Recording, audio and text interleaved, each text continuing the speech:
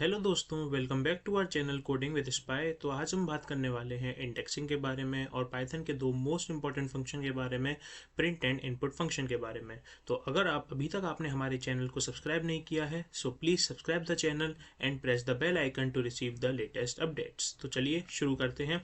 आज हम बात करेंगे इंडेक्सिंग के बारे में कि इंडेक्सिंग ये टर्म क्या होता है, कि इंडेक्सिंग क्या होता है। इंडेक्सिंग का मीन्स क्या होता है कि किसी भी एलिमेंट को एक पोजीशन डिफाइन कर देना। किसी भी एलिमेंट की जब हम एक पोजीशन डिफाइन कर देते हैं तो उसको हम क्या बोलते हैं कि हमने इस एलिमेंट की क्या कर दी है, हमने इस एलिमेंट की इंडेक्सिंग कर दी है। So indexing means to define the position of any element. किसी भी सीक्वेंस में जब हम बात करेंगे, आइदर लिस्ट है आइदर टपल है, हम जब भी इन सीक्वेंस की बात करेंगे, लिस्ट टपल स्ट्रिंग की बात करते हैं, तो उसमें हमारा टर्म आता है इंडेक्सिंग का। तो वहां पर इंडेक्सिंग क्या होती है, उस सीक्वेंस में जो भी एलिमेंट्स हैं उनको जब हम कुछ पर्टिकुलर पोजीशन दे देते हैं तो वो होती है हमारी इंडेक्सिंग। किसी भी एलिमेंट को एक पोजीशन डिफाइन कर देना, इस प्रोसेस को बोलते हैं हम इंडेक्सिंग। ठीक है।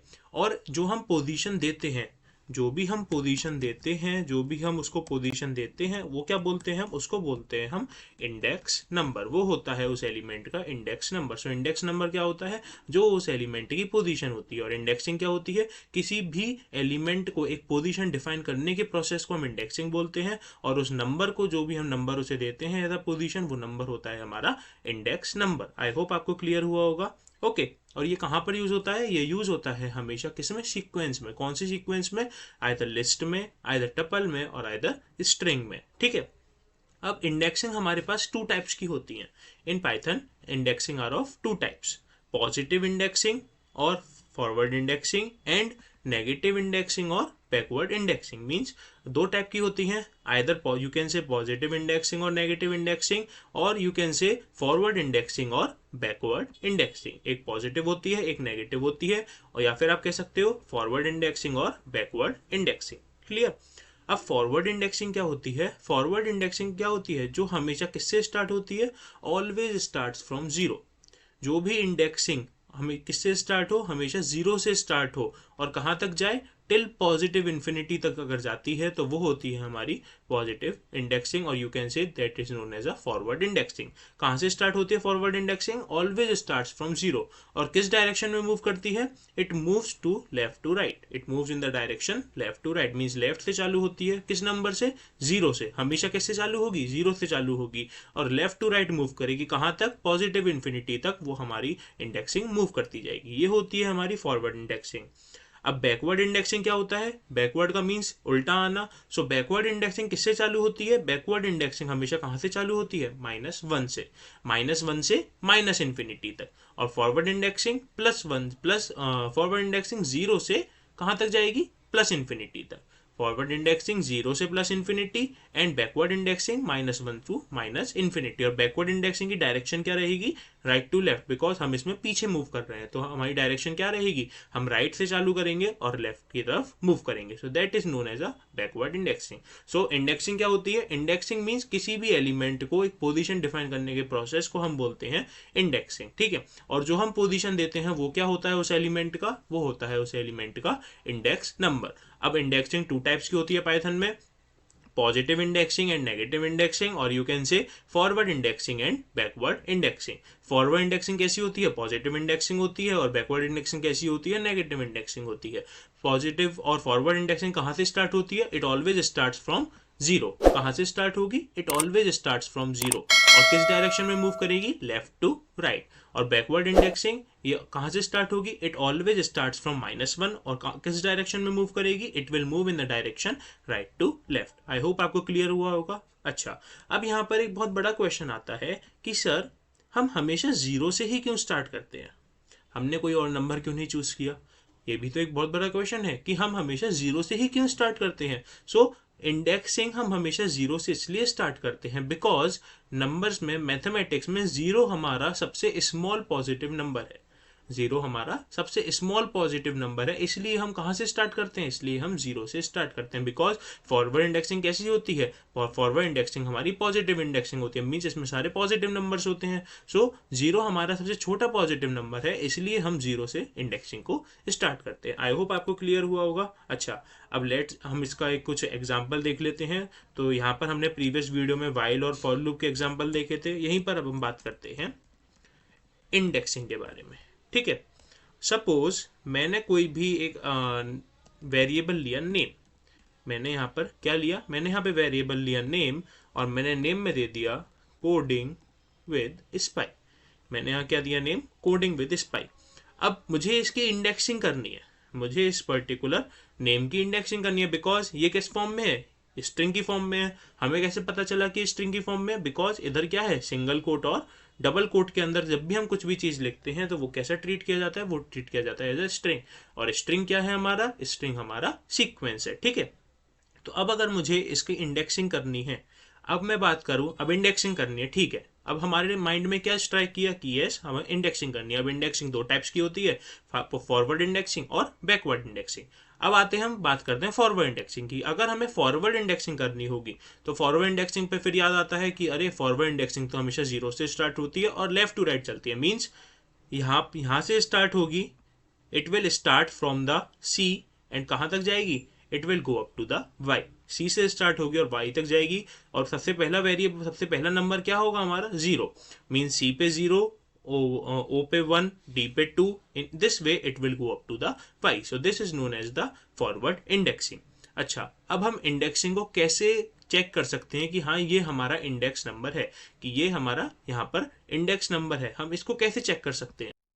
तो अब हमने यहाँ पे इसकी इंडेक्सिंग तो कर दी, पर अब हमें पता कैसे चलेगा कि सर हमने यही इंडेक्सिंग करी है या फिर हमने जो सीखा है क्या वही सही है। ठीक है, तो इसको चेक करने के लिए क्या होता है, पाइथन में हमें अगर किसी भी एलिमेंट की, किसी भी एलिमेंट की अगर हमें पोजीशन पता हो तो हम उससे उस एलिमेंट की वैल्यू को पता कर सकते हैं। उस पोजीशन पे क्या वैल्यू प्रेजेंट है, क्या एलिमेंट प्रेजेंट है, हम उसे पता कर सकते हैं। वो कैसे पता कर सकते हैं कि हमेशा स्क्वायर ब्रैकेट के अंदर जब भी हम कोई वैल्यू देंगे तो वो कैसी ट्रीट की जाएगी, वो ट्रीट किया जाएगा as a its index number. तो जैसे कि अगर मैं यहाँ पे लिखता हूँ नेम, क्योंकि नेम के अंदर हमारा क्या है, नेम के अंदर हमारी स्ट्रिंग स्टोर्ड है, नेम के अंदर ही तो हमारी स्ट्रिंग स्टोर्ड है। तो अब अगर मुझे पता करना है कि मेरी डी जो वैल्यू है यहाँ पर, ये जो डी वैल्यू है इसका इंडेक्स नंबर क्या है, तो मैं यहाँ पे क्या लिखूंगा, अब मुझे इसका पता करना है इंडेक्स नंबर। तो मैंने इसकी इंडेक्सिंग करी, तो सबसे पहले सी की इंडेक्सिंग क्या होगी, फॉरवर्ड इंडेक्सिंग करनी है। कहाँ से स्टार्ट होती है, हमेशा जीरो से, और कैसे मूव करता है, लेफ्ट टू राइट। तो सी की इंडेक्स नंबर क्या हुआ, जीरो,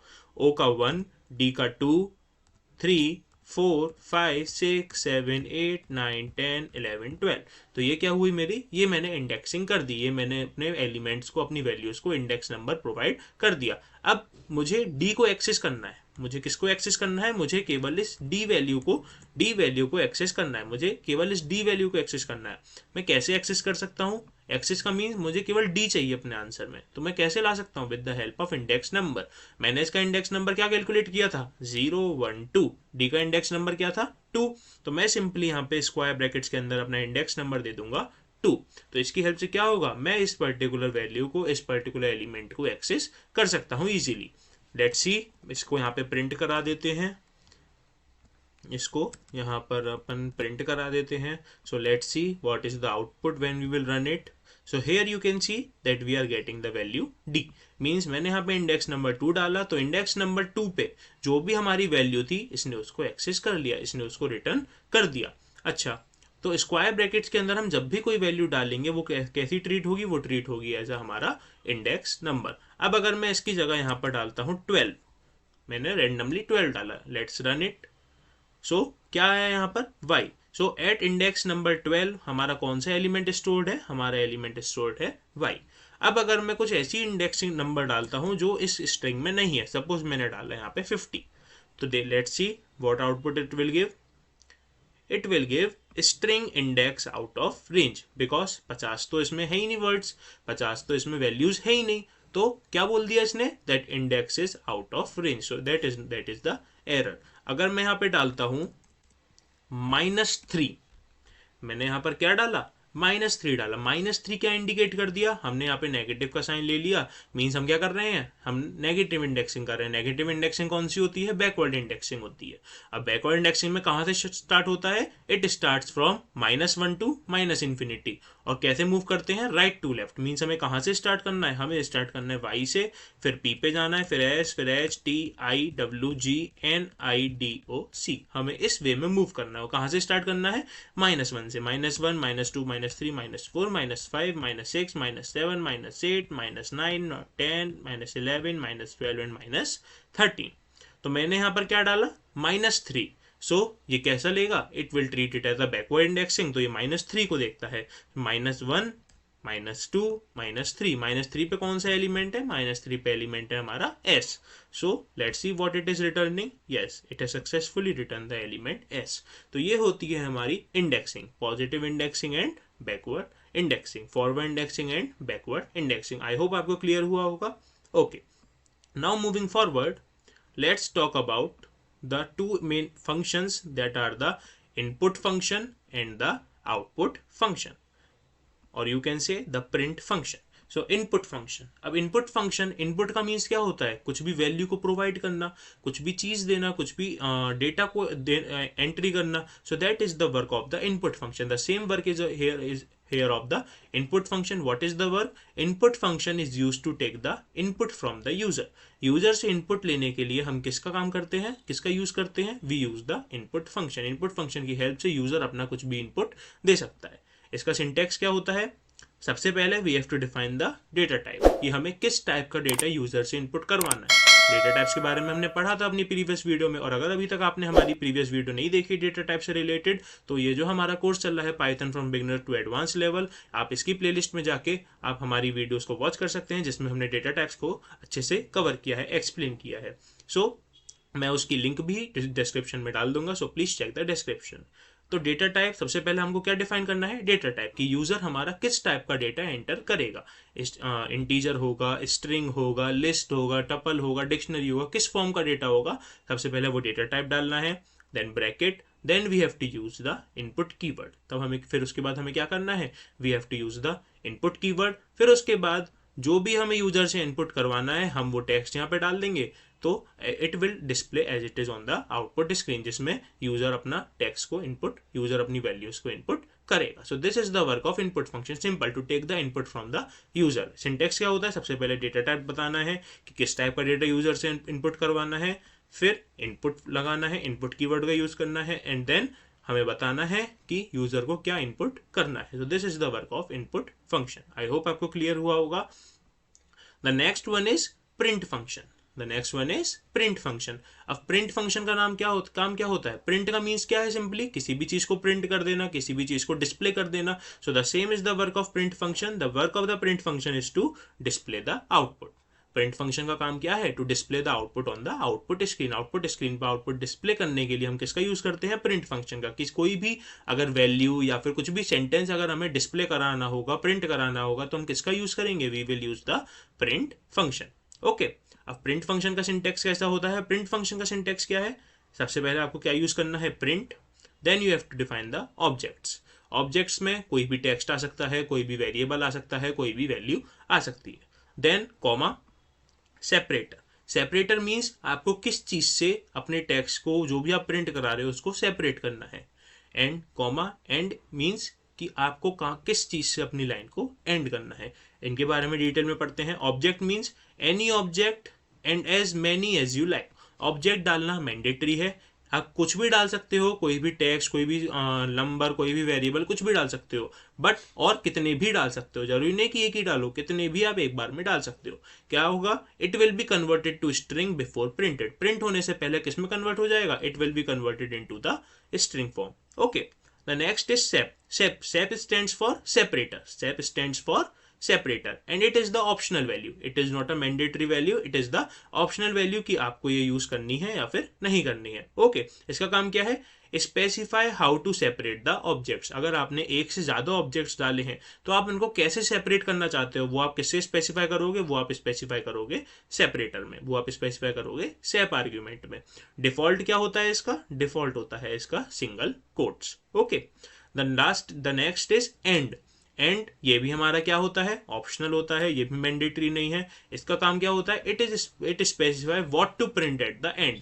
मीन्स जब आपने जो भी आपने ऑब्जेक्ट डाला वो प्रिंट हो गया, उसके एंड में क्या चीज प्रिंट हो वो किस में डिफाइन होती है, एंड में डिफाइन होती है, जिसकी डिफॉल्ट वैल्यू क्या होती है, /n मीन्स न्यू लाइन। ये इसकी डिफॉल्ट वैल्यू होती है कि अगर आपने एंड की वैल्यू कुछ नहीं दी तो वो क्या लेगा एज अ डिफॉल्ट, वो डिफॉल्ट लेगा न्यू लाइन।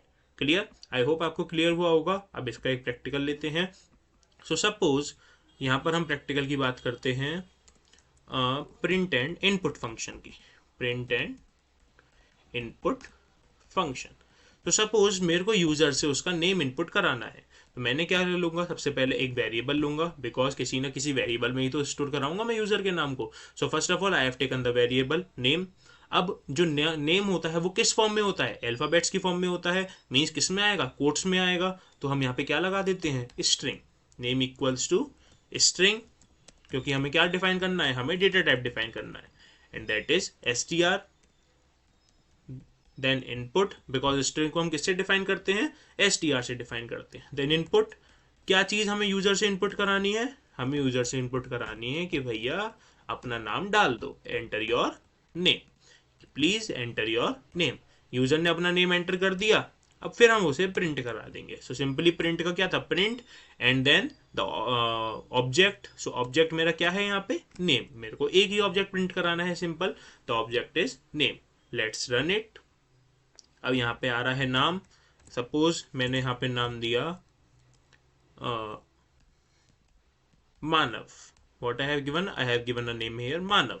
तो मैंने जब उसे एंटर मारा, so what print function is done, print function has displayed the output. जो मैंने नेम वहां पे एंटर किया एज इट इज, उस नेम को उसने प्रिंट कर दिया। So this is the work of the input function and print function. Input function का काम क्या होता है, यूजर से इनपुट लेना। जैसे कि यहाँ पर मैंने मानव का इनपुट दिया, सिस्टम को इनपुट दिया पाइथन को, और प्रिंट ने क्या किया, प्रिंट ने क्या काम किया, प्रिंट ने जो भी हमने उसमें ऑब्जेक्ट डाला उस ऑब्जेक्ट की वैल्यू को प्रिंट कर दिया। आई होप आपको क्लियर हुआ होगा। सो आज हमने बात करी इंडेक्सिंग के बारे में कि इंडेक्सिंग क्या होती है। इंडेक्सिंग क्या होती है, indexing means defining the position of the element. किसी भी एलिमेंट की पोजीशन को डिफाइन करने के प्रोसेस को क्या बोलते हैं, इंडेक्सिंग बोलते हैं। और जो वो पोजीशन होती है उसको क्या बोलते हैं, हम इंडेक्स नंबर बोलते हैं उस एलिमेंट का। टू टाइप्स की होती है, फॉरवर्ड और बैकवर्ड इंडेक्सिंग। फॉरवर्ड इंडेक्सिंग कहाँ से स्टार्ट होती है, हमेशा 0 से स्टार्ट होती है और कहाँ तक जाती है, +∞ तक। और डायरेक्शन क्या होती है, left to right. Backward indexing कहाँ से स्टार्ट होती है, बैकवर्ड इंडेक्सिंग स्टार्ट होती है -1 से -∞ तक। और डायरेक्शन क्या होती है, direction is right to left. फिर हमने दो फंक्शंस के बारे में बात करी, most important. The very first was input function. Input function क्यों यूज करते हैं, input function is use to take the input from the user. अगर हमें यूजर से इनपुट चाहिए तो हम किसका यूज करेंगे, हम यूज करेंगे इनपुट फंक्शन का। और अगर हमें डिस्प्ले कराना है कुछ अपनी स्क्रीन पर तो हम किसका यूज करेंगे, हम यूज करेंगे प्रिंट फंक्शन का। आई होप आपको क्लियर हुआ होगा। अगर आपको वीडियो पसंद आई है so please like the video and comment on it. तब तक के लिए learn coding and enjoy coding. Thank you.